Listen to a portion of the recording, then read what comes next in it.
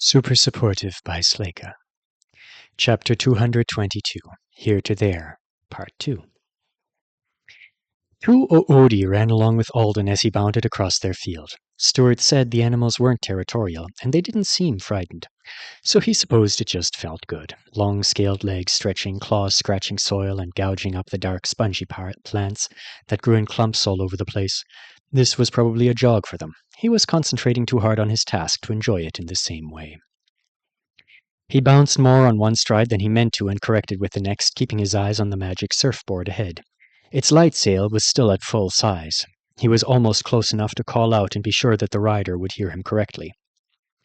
And if that didn't work, he could catch all the way up to her. She wasn't trying to escape from him. She just hadn't gotten the hang of steering as well as her friend on the other wind memorizer. That one had curved close enough to the rear of the caravan for the rider to understand Stuart's instructions for how to stop. This one had careened away again instead. Alden watched the rider make a too-sharp turn to avoid a young bird that still had fluff on its rump instead of the long, tendril-like feathers that the adults grew here.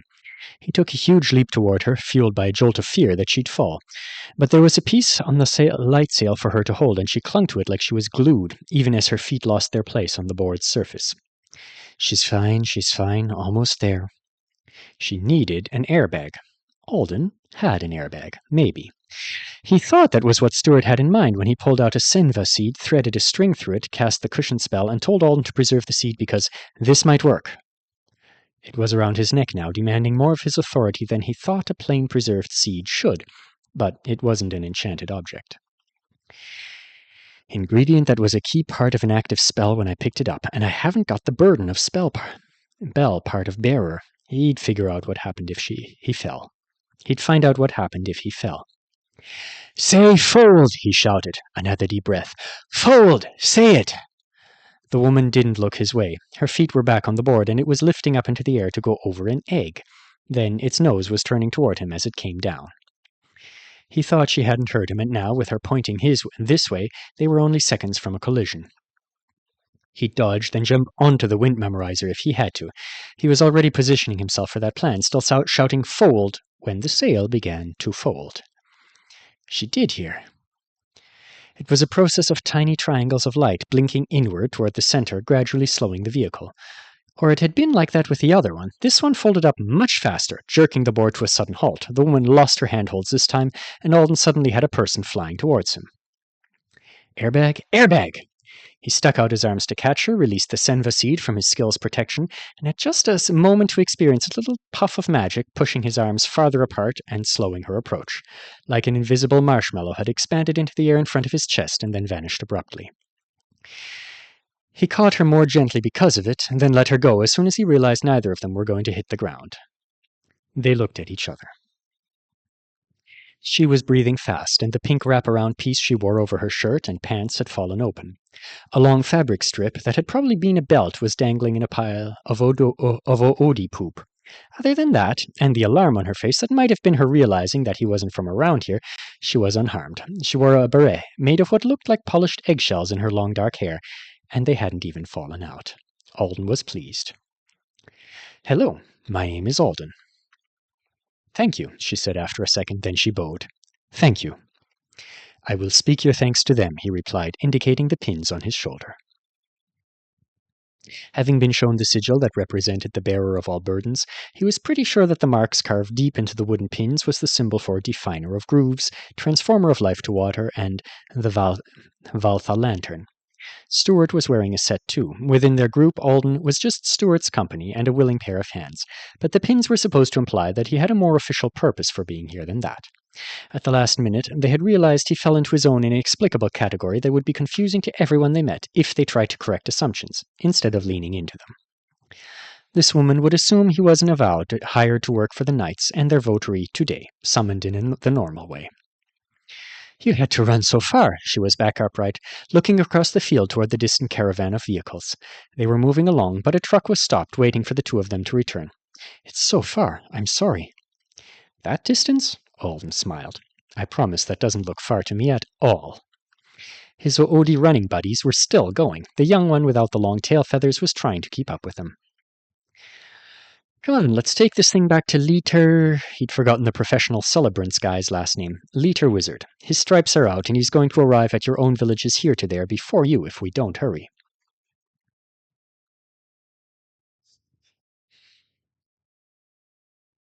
Net balconies extended from rooftops of the buildings that surrounded the place they called the village meet.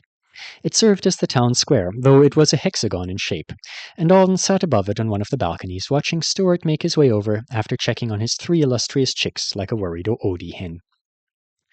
From up there, figuring out exactly what was going on between the knights and the villagers was difficult, but Alden was under the impression that each one was being slowly claimed as property of a different family.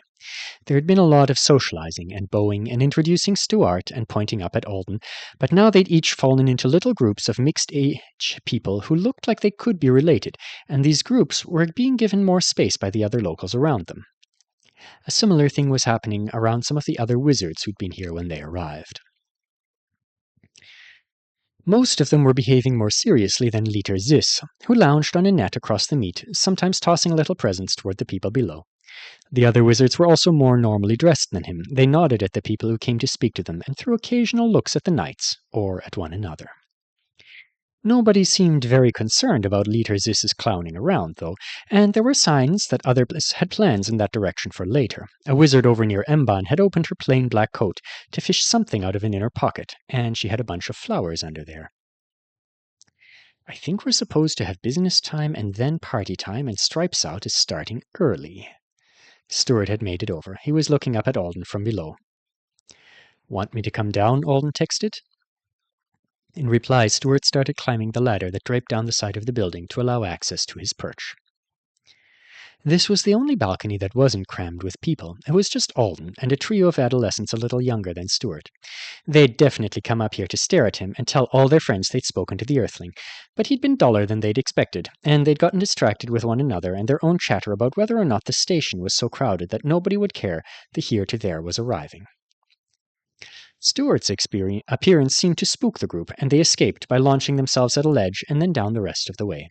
Stuart glanced at where they'd been, then crossed to sit by Alden, the flat straps that formed the net giving slightly beneath his weight.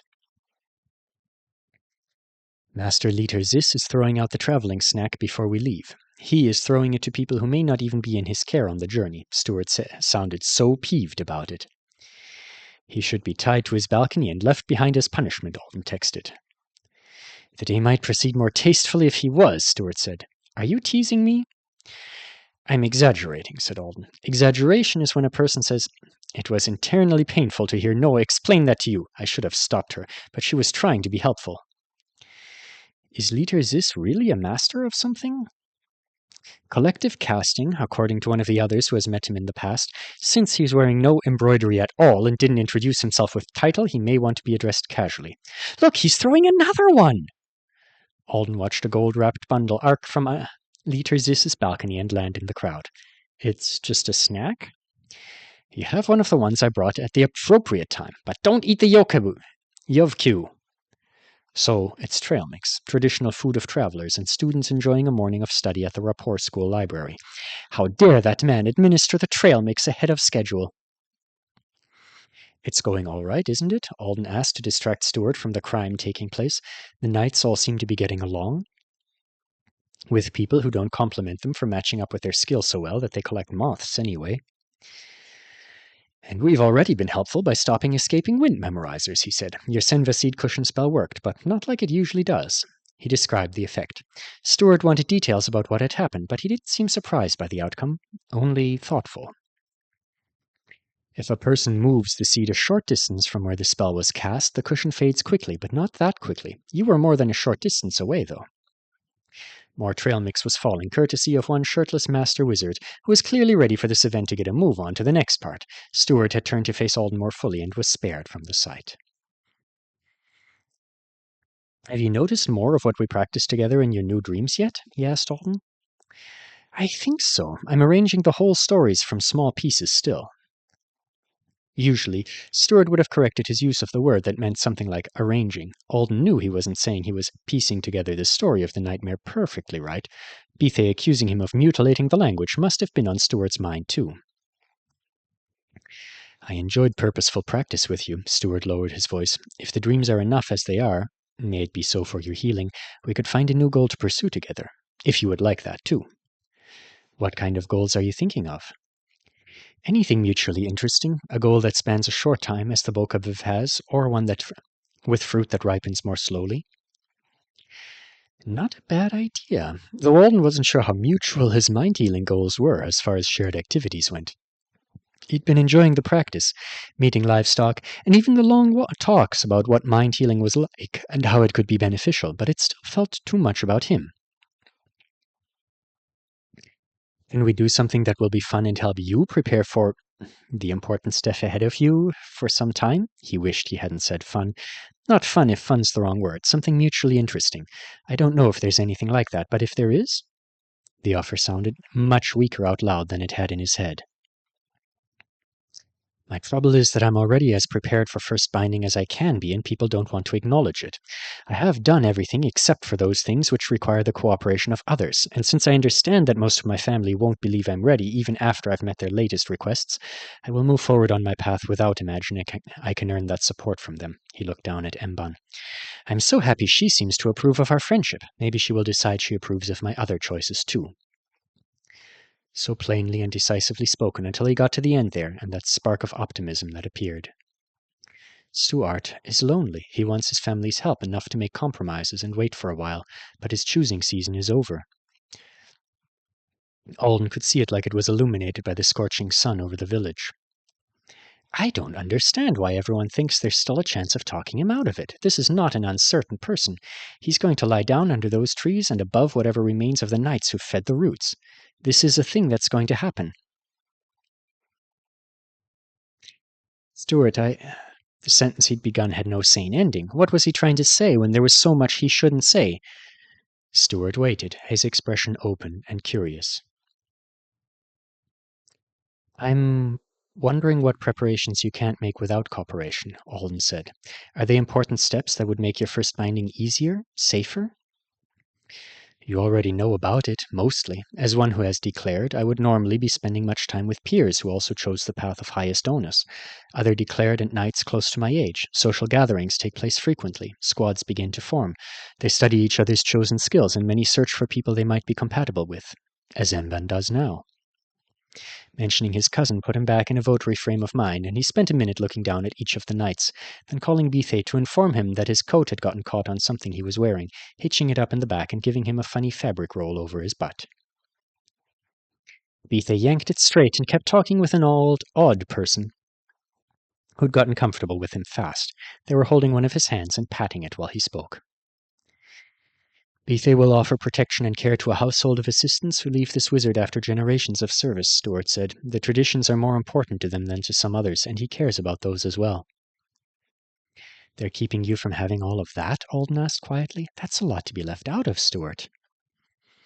Stuart took a moment to respond.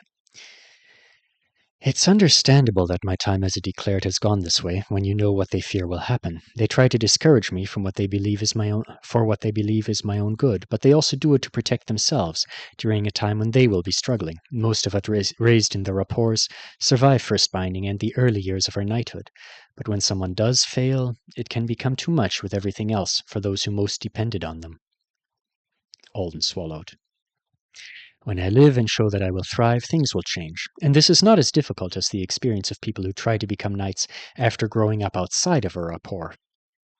Many have become that way and gone far, but more of them... Linu! Village master! Linu! The cry came from a man in Bithe's group, and it was so loud that Alden jumped. It's starting. We should go down now, Stuart said. Move toward Bithe. A new day brings your people to your door, the speaker called. Our wizard is wanted. Come hear our needs, or we'll forget your name. Alden and Stuart climbed down while the man repeated the Linu calls. A ch-ch-ch sound was rising from others, starting slow but growing faster as the two of them headed toward Bithe, who stood near the front patio of the village master's house. The house took up one whole edge of the hexagonal space the crowd had filled. It was an edifice of connected blobs with domed tops, the white painted surface bouncing so much lights that Alden dug into his bag for his sunglasses and held them up questioningly towards Stuart. Rude to wear these? Of course not. Some people have on eye shades. Alden hadn't noticed, but after he started looking for what Stuart meant, he spotted faces in shadows that didn't seem to come from their surroundings. The only thing those people had in common were headbands, so he assumed those were the source of the shade. Reaching Bethe's group didn't take long because the crowd melted back at their approach, allowing them through. Mban and Riada had eased forward toward the patio too. To get a better view, or because we need to be at the front? The family Bethe would be playing guardian for was still taking the lead on demanding the village master's presence. As the calls for her to emerge became cacophonous, Alden stood quietly watching. None of the wizards were joining in with the noise. Even Liter Zis, now squatting at the edge of his balcony almost like he was preparing to spring off it, was silent. Finally, the wide, recessed section of one curved wall split in the middle and drew aside like the curtains on a stage. The village master strode out onto the patio, and the sound stopped at once, except for the wrinkled old person beside Bethe giving a small gasp and declaring hands together over their stomach.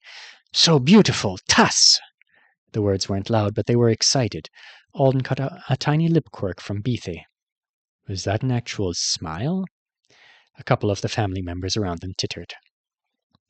"Grandma, don't compliment her," a woman with a short black braid whispered. "We're supposed to be demanding more of her right now."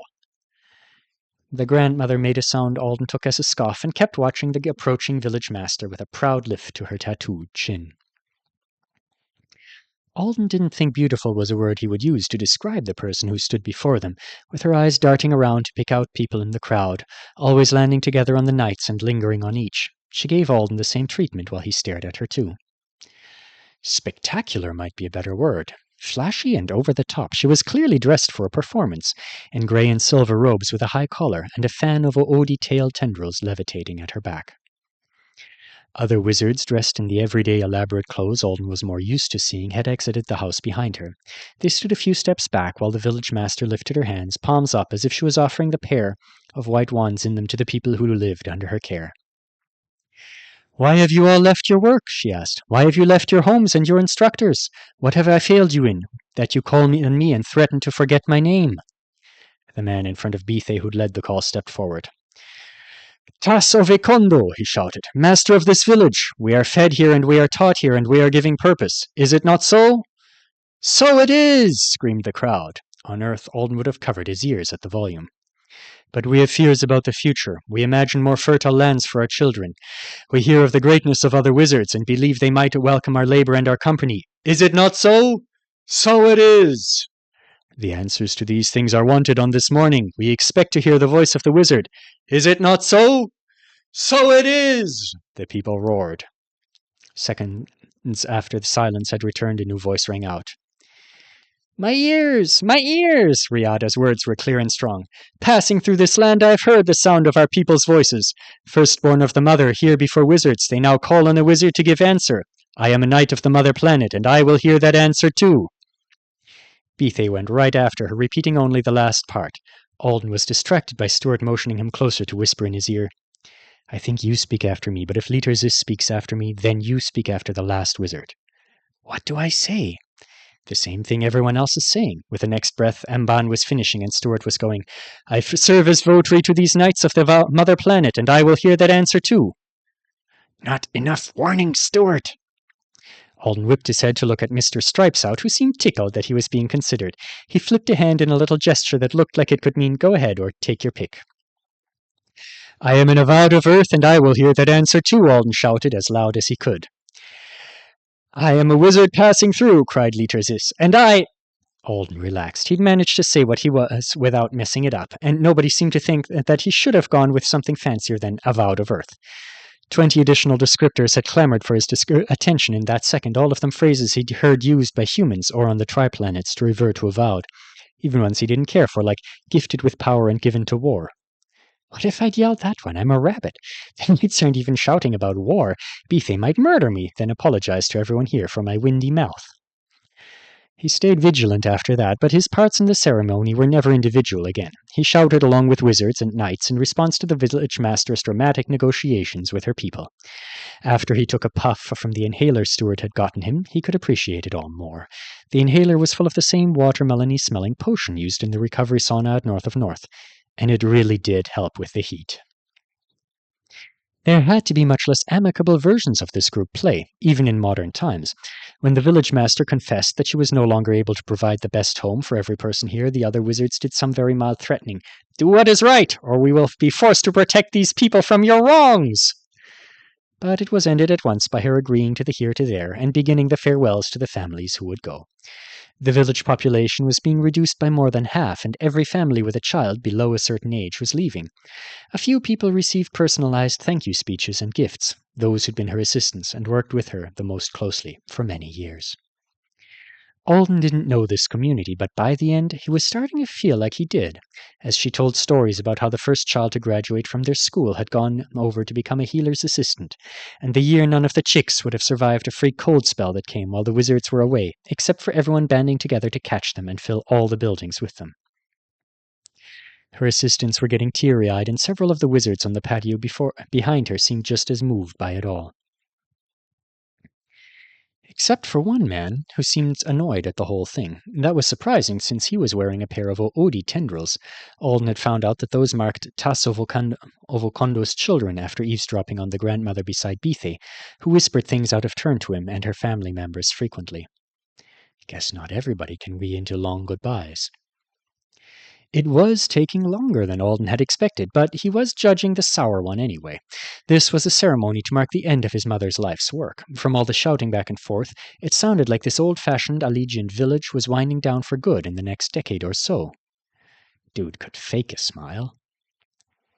People being shits to parents who were in the act of doing something nice had been one of his more specific pet peeves since he was 9. That was when a boy in his class had flushed one of his own birthday cupcakes down a school toilet and called his mom stupid for getting the wrong superhero costume colors frosted on top.